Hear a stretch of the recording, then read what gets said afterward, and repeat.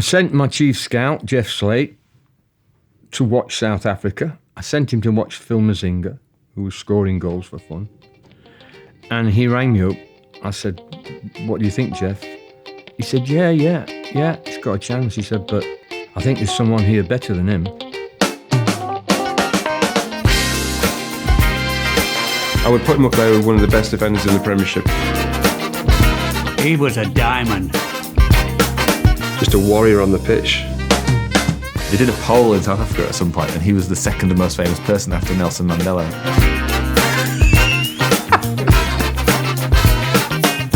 They were born for Leeds United. Yeah, this is where it all started, in a family of 10 kids, where we've shared a not 4-bedroom house, but a 4-room house where there's kitchen, dining room, and 2 bedrooms, which parents occupied one. And my older brother occupied, and everybody else sing for themselves.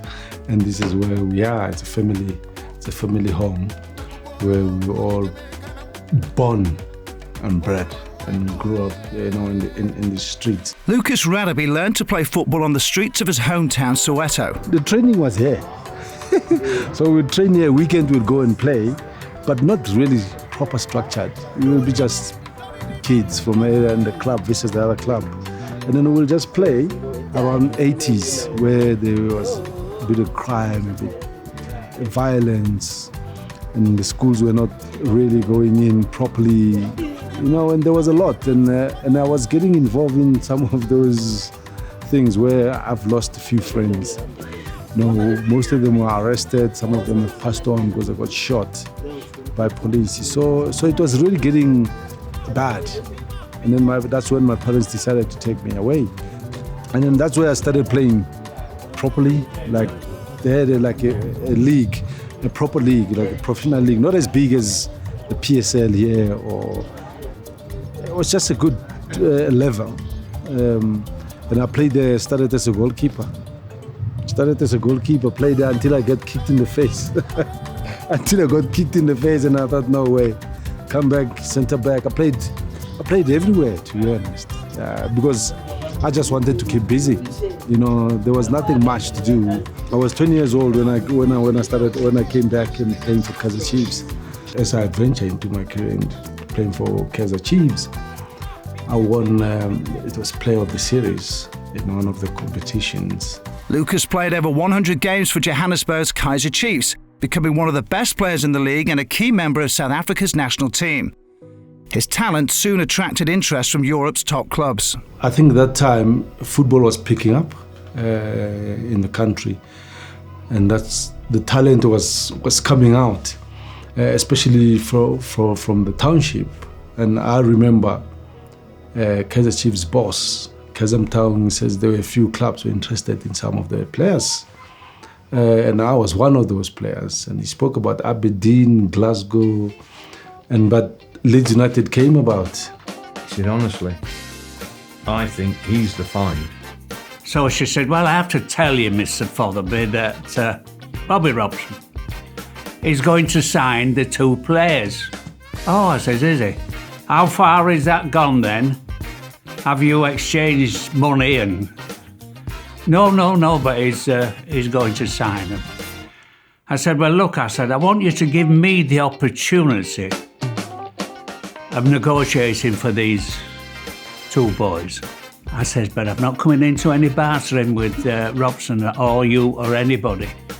Now, I will transfer through the bank. I'll transfer this money to you immediately. The deal was done.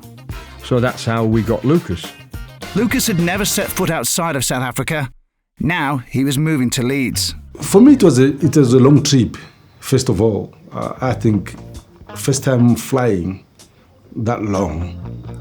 I mean, it was scary, and get to a place where, to be honest, I have little knowledge of. It was a shock to my system. I mean, I remember we arrived late in the evenings, stayed in the hotel. It was freezing cold. It was cold. That's the one thing I have when I step out of the plane. I mean, imagine coming from sunny South Africa and going to that extreme. It was shocking. Well, I remember, when Lucas signed for the club, I was just about to have a house party, and I just remember Lucas and Phil Masinga got there first to the house, and the first thing they did was grab a beer and put the fire on. It came in and it was snowing outside, and they'd never seen snow before, and you're just thinking they were like two big kids, and it's like you never forget the look on the face of kind of joy because they've never seen snow before. As the training began, Lucas was in for another surprise. For me, it was like scary to be at that level, and that's looking at the size of that stadium and the history of that club. It's just Howard Wilkinson shouting instructions, and me not used to people shouting like that, it scared me a little bit. Lucas had to wait for an opportunity in the first team, but he was making a good impression on the training ground. Both of them had the opportunity when they came here to start a new career and to be a new person. And Lucas really took advantage of the opportunity. Lucas fitted in very quickly, I felt. And he had what we were trying to talk to our young players about. He had humility. He was a very, very humble man who cared about people. And I think that was the big thing that came across. And in the first week of training, I found out he could play in goal, right back, left back, centre half, midfield. I can't remember having anything negative to do with Lucas. Them two boys slotted in like I've never seen. They were born for Leeds United. By the end of the 1995-96 season, Lucas was an established first-team regular. He was a born leader. He really was. He had a steeliness about him, and he was one of these players, he was like a rash. You could not get away from him. You'd think you turned him and you'd go, bang, tackle comes in. He had a discipline on himself, which he was proud about. He didn't want to get beat. He was a hard man. Even in training, if you got past him, well, you didn't get past him. Just a warrior on the pitch. Lucas played in every position for Leeds, even turning out as an emergency goalkeeper against Manchester United at Old Trafford. Give you 110% every single game. And that goes to show why he's such a legend at Leeds. I would put him up there with one of the best defenders in the Premiership at the time. He was that good. His outstanding Premier League displays caught the attention of scouts from AC Milan, Roma and Leeds rivals Manchester United.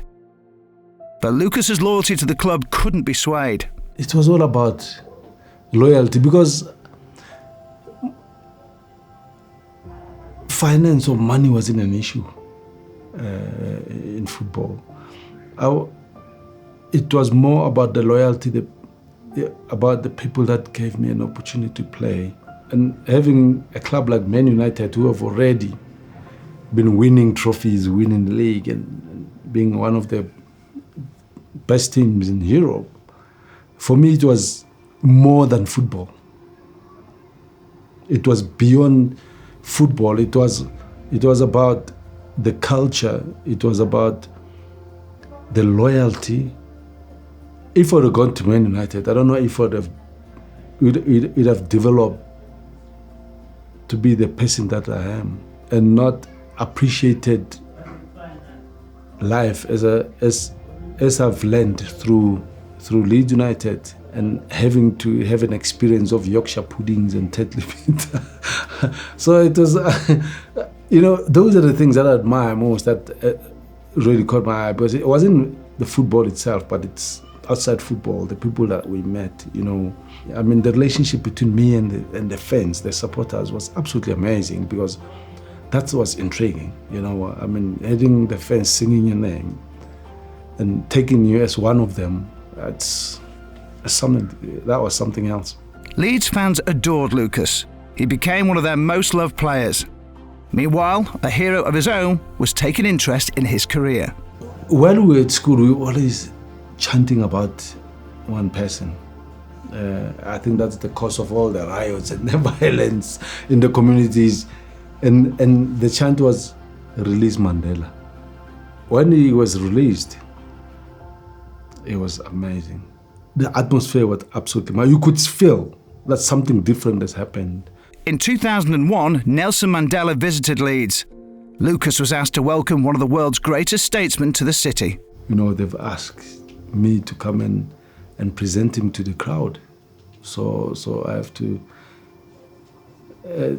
actually to welcome him to Leeds city. And it was an amazing day. I mean, the city was still.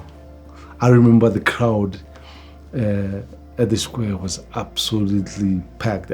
It was a working day, but it seemed like everybody has stopped working and coming to receive the big man. I mean, for me, as a South African in England, it was special. And having the men who've opened doors for me to be where I was, which was at Leeds, and coming there as well, you know, it was a moment. It was a huge moment. I mean, and seeing coming into the Council of Chambers, we lined up and everybody was set. And he went in, he came in and greeted everybody, and he came to me and he stopped. And he says, I'm Tim Cool. And he turned around and says, this is my hero. I'm telling you, I didn't have any, I had goosebumps, I had the lump on my throat. I felt, I was emotional. That was emotional. I mean, such a man that is admired by the world.